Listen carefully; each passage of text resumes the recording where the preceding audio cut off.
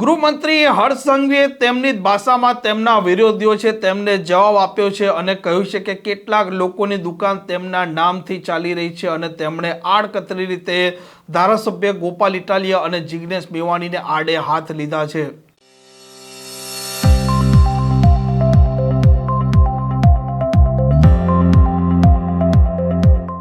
નમસ્કાર, આપ જોઈ રહ્યા છો હોટલાઇન ન્યૂઝ અને હું છું આપણી સાથે તોફિક ગાંચી। અવારનવાર ગૃહમંત્રી હર્ષ સંઘવી પર વિપક્ષના ધારાસભ્યો પ્રહાર કરતા હોય છે અને તેમાં ખાસ કરીને ગોપાલ ઇટાલિયા અને ધારાસભ્ય જિગ્નેશ મેવાણી આ ગૃહમંત્રી હર્ષ સંઘવીને 8 ચોપડી પાસ કહેતા હોય છે, પરંતુ હવે ગોપાલ ઇટાલિયા છે, ગોપાલ ઇટાલિયા અને જિગ્નેશ મેવાણીને તે જ ભાષામાં સમજે છે તે જ ભાષામાં જવાબ આપ્યો છે ગૃહમંત્રી હર્ષ સંઘવી અને તેમણે કહ્યું છે કે કેટલાક લોકોની દુકાન છે તે તેમના નામથી ચાલી રહી છે અને તેમની દુકાન ચાલે કે ન ચાલે તે જોવાની તેમની જવાબદારી નથી અને ટીકાથી ક્યારેય ગભરાવું પણ ન જોઈએ।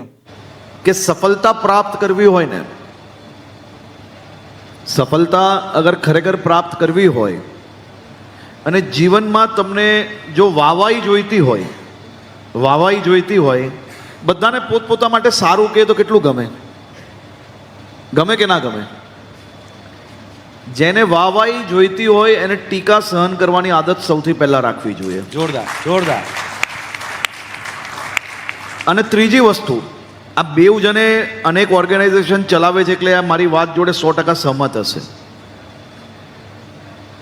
જો તમે કઈ કામ નહીં કરશો ને, જો તમે કોઈ જ કામ નહીં કરશો, જો તમે ક્યારેય સાચું નહીં બોલશો ને, તો જીવનભર તમારો વિરોધ કોઈ જ નહીં કરશે। જો તમે આ બેઉ જણ ઓર્ગેનાઇઝેશન ચલાવે છે એટલે હું કહું છું, જો તમે ઓર્ગેનાઇઝેશનમાં આવ્યા પછી એ ઓર્ગેનાઇઝેશનની અંદર બદલાવ લાવવાનો પ્રયાસ કરશો, કંઈક સારું કરવાનો પ્રયાસ કરશો, કંઈક સાચું કરવાનો પ્રયાસ કરશો, તો તમારી આવી બની। હું મારા અનુભવની વાત કરું છું। ક્યારે બી કોઈ બી વસ્તુ તમે નવું કરવાનો પ્રયત્ન કરશો ને એટલે તમારી ટીકા થવાની ને થવાની, પરંતુ જો તમે એ ટીકાથી ડરી ગયા, જો તમે સામનેવાલા શું કહેશે એનાથી ડરી ગયા, એટ ધ લાર્જ પબ્લિકનો વ્યૂ આપણે 100% માનવો જોઈએ। પણ જે લોકો મારામાં ઇન્ટરેસ્ટ છે, જેમને મને હેરાન કરવામાં કે મને પાડવામાં ઇન્ટરેસ્ટ હોય, અગર હું એમના વ્યૂ સાંભળીને લોકોના હિતનું કામ બંધ લઉં તો જીવનભર ક્યારેય તમે સફળ ના થઈ શકો। એટલે તમે સૌ બિલ્ડર્સ છો, તમે સૌ લોકો અલગ અલગ પ્રોજેક્ટ્સ જોડે જોડાયેલા છો। કોઈએ કાચનું એલિવેશન લાવ્યું એટલે આપણે કાચનું એલિવેશન લાવીએ, કોઈ પથ્થર નાખ્યા એટલે આપણે એ બાજુમાં પથ્થર નાખવા માનીએ। આઈડિયાઝ ચોરી કરશો ને તો ક્યારેય સફળ નહીં થાઓ, તમે ખાલી એને કમિશન એજન્ટ જેવું રહેશે।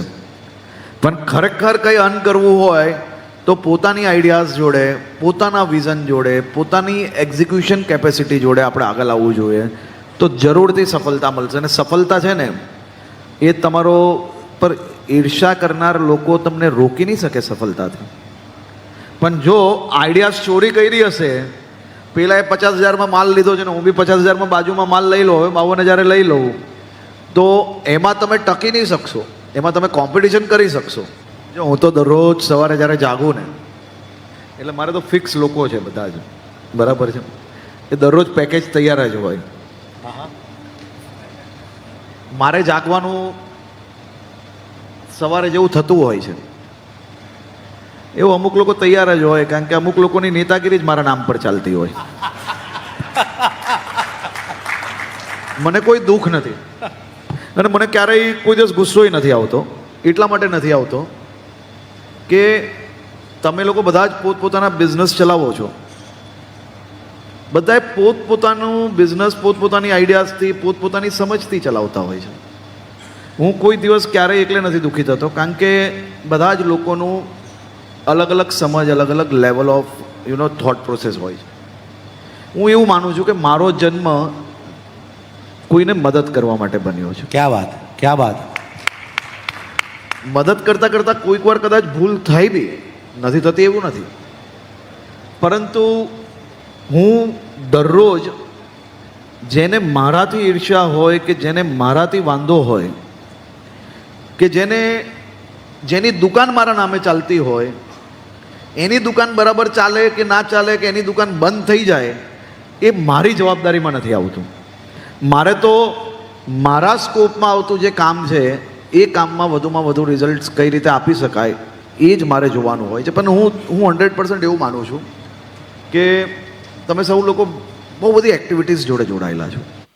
આમ અવારનવાર આ ધારાસભ્ય ગોપાલ ઇટાલિયા અને ધારાસભ્ય જિગ્નેશ મેવાણી છે તે ગૃહમંત્રીને કાયદો વ્યવસ્થાને લઈને કે પછી 8 ચોપડી પાસ છે તેને લઈને સવાલો ઉપસ્થિત કરતા હોય છે, પ્રહાર કરતા હોય છે. પરંતુ હર્ષ સંઘવી સૌથી સારું અંગ્રેજી પણ બોલતા હોય છે, સૌથી સારું હિન્દી પણ બોલતા હોય છે અને આ ધારાસભ્ય 8 ચોપડી પાસ કહી ગૃહમંત્રી હર્ષ સંઘવીને ઘેરતા હોય છે. જો કે આ ગૃહમંત્રીએ મૌન તોડ્યું છે અને આ તેમના વિરોધીઓના નામ લીધા વિના તેમને જવાબ આપ્યા છે. આ પ્રકારના સમાચાર માટે હોટલાઇન ન્યૂઝની ચેનલને લાઇક, શેર અને સબસ્ક્રાઇબ કરવાનું ભૂલતા નહીં. નમસ્કાર. આવા પ્રકારના વિડીયો તમને જોવા ગમતા હોય તો હોટલાઇન ન્યૂઝ ચેનલને લાઇક, શેર અને સબસ્ક્રાઇબ કરો.